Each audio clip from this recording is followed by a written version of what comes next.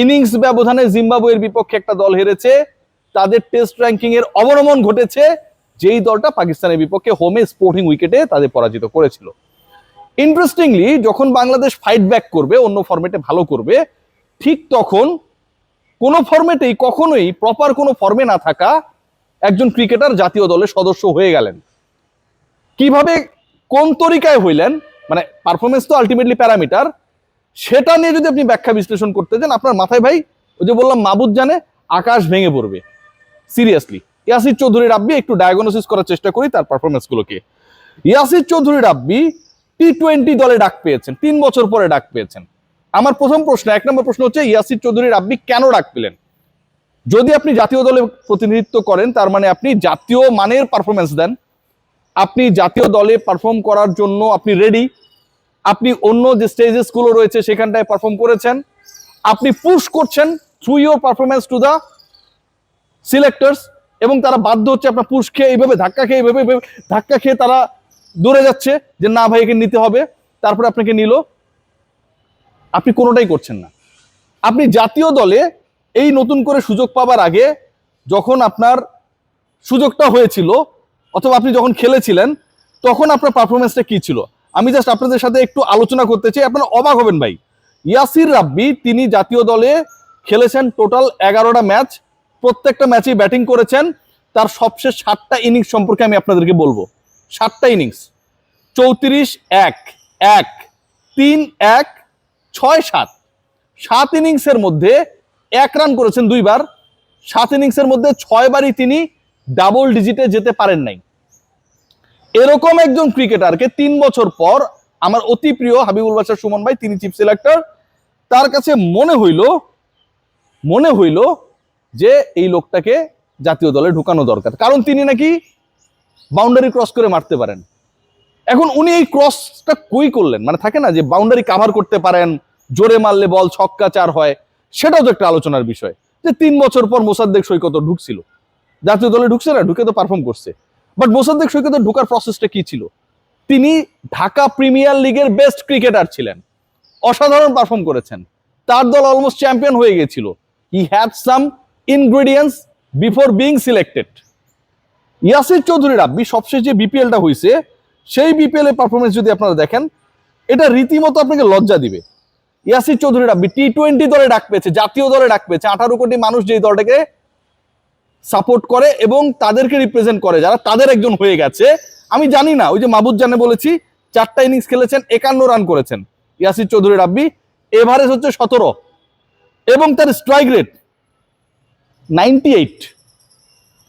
প্রিয় হাবিবুল বাশার সুমন ভাই, এই যে ইয়াসির রাব্বিকে আপনি কাউন্ট করলেন যে তিনি বাউন্ডারি ওভার বাউন্ডারি মারতে পারে, বিশাল শক্তিশালী একজন ক্রিকেটার, হ্যাঁ, এই মাইকটা তিনি দিলেন কোথায়? যার স্ট্রাইক রেট 98, তাওহিদ হৃদয়ের ওয়ানডের স্ট্রাইক রেট হচ্ছে, তানজিদ হাসান তামিম ইনফ্যাক্ট ওয়ানডের স্ট্রাইক রেট হচ্ছে 100+, 100+। আর আমার ভাই ইয়াসির চৌধুরী রাব্বি, তার সবশেষ বিপিএল এর স্ট্রাইক রেট হচ্ছে 98। উনি মাইকটা দিলেন কোথায় বাশার ভাই? মানে মাইকটা দিলে তো একটা ছিল ছাপ্পর থাকে না, কেউ যদি কারো ধৈরাও মাইক দেয়, তারপরে কিন্তু দাগ দুঃখ পাওয়া যায় যে ওরে মারছিল, থানায় যায় কেস টেস করে না যে ভাই কি হয়েছে, আমার রিয়াসাত ভাই মারছিল, এই যে দেখেন এনে মারছিল, স্পট আছে। ইয়াসির চৌধুরী রাব্বি মাইকটা দিলেন কোথায়? কোন একটা জায়গায় তো মাইক দিতে হবে। বিপিএল এ তিনি করলেনই 51 রান, স্ট্রাইক রেট 98, সেই প্লেয়ারটা মাইকটা দিল কই? আপনি দেখলেনটা কই? ন্যাশনাল টিমের হয়ে ইয়াসির চৌধুরী রাব্বি মাইকটা দিল কই ভাই?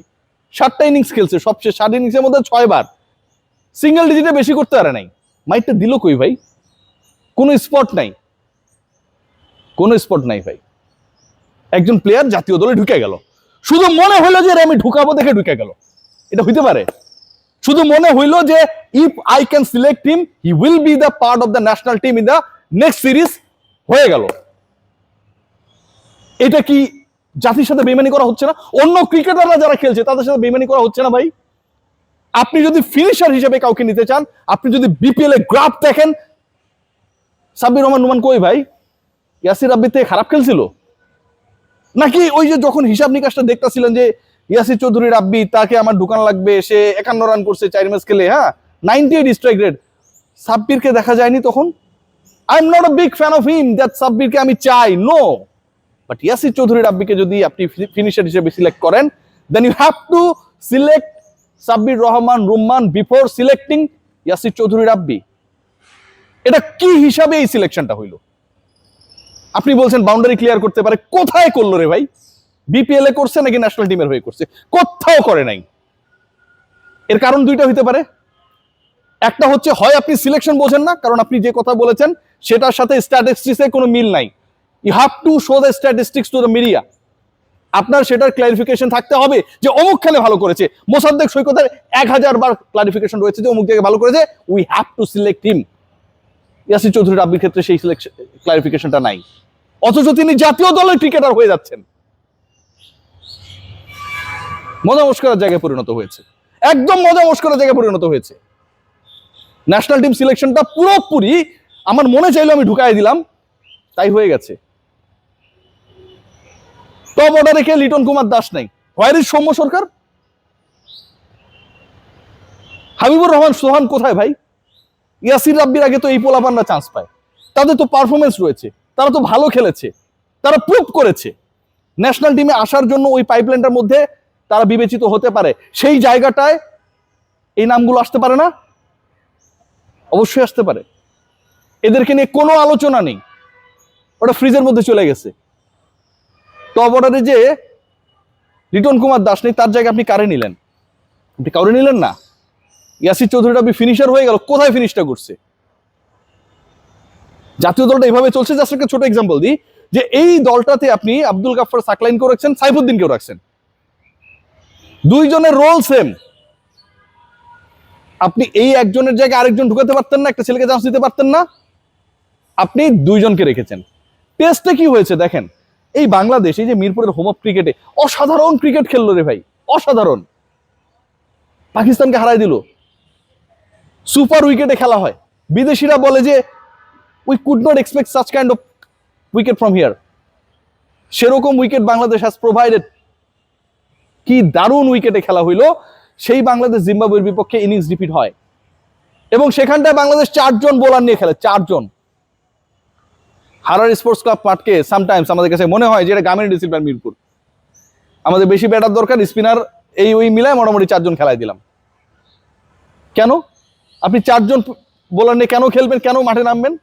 ওয়ান অফ টেস্ট প্রথমত খেলাটা কতটুকু সুবিবেচনা প্রসূত ছিল এটা একটা প্রশ্ন। দ্বিতীয়ত টিম সিলেকশনটাই কি করলেন আপনারা? আপনারা কি করছেন টিল নাও? ইয়াসির চৌধুরী রাব্বিকে যেই প্রক্রিয়ায় ঢুকানো হয়েছে বাংলাদেশ ক্রিকেট বোর্ডের নতুন কমিটির জন্য, ক্রিকেট অপারেশনসের জন্য, সিলেকশন প্যানেলের জন্য, এটা খুব আগলিয়েস্ট একটা কাজ হয়েছে। কোনোভাবেই এই কদর্য কাজকে সাপোর্ট করার সুযোগ নেই, যেখানটায় অন্য ক্রিকেটাররা waiting to have a chance in the national team performing better than Yasir Chowdhury Rabbi. কোথাও কোনো পারফরমেন্স নেই। আপনার মনে হইলো যে 1953 সালে অমুকে ভালো খেলেছিল, বাউন্ডারি ক্লিয়ার করেছিল, এখন তাহলে একটা চান্স দিয়ে দিই। This is not the part of joke, this is selection of a national team. আপনি এটা করতে পারেন না, সেটাই হয়েছে। আপনার বিপিএল এ পারফরমেন্স নেই, আপনার ন্যাশনাল টিমের হয়ে সবশেষ 3 বছর আগেও যে পারফরমেন্সটা করেছেন সেটাও কোনোভাবে বলার যোগ্য না। আপনি কোনো জায়গায় কোনো কিছু ক্লিয়ার করতে পারলেন না, কিন্তু আপনি সবকিছু ক্লিয়ার করে জাতীয় দলে পার হয়ে গেলেন, কিচ্ছু বলার নেই।